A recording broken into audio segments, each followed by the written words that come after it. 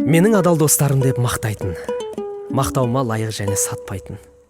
Арман, сабыр, бақыт деген досым бар. 3 досым сол сенімімді ақтайтын. Қабыл алдым Тәңірі берген сый деп мен. Сол достарым күдігімді күйреткен. Арман деген бала күнгі жан досым, бала күннен армандауды үйреткен. Сол арманым талай ойға батырды. Батырса да адам қылды ақылды. Сабыр менен есейгенде дос болдым. Ол да мені сабырлыққа шақырды. Керегінде маған өзге жақыттың. Бәрі еншісінде уақыттың. Бақытпенен енді ғанда достастым. Адалдығын сезінген соң бақыттың. Арман болмай, сабыр болмас заманда. Сабыр болмай, бақыт қонбас адамға.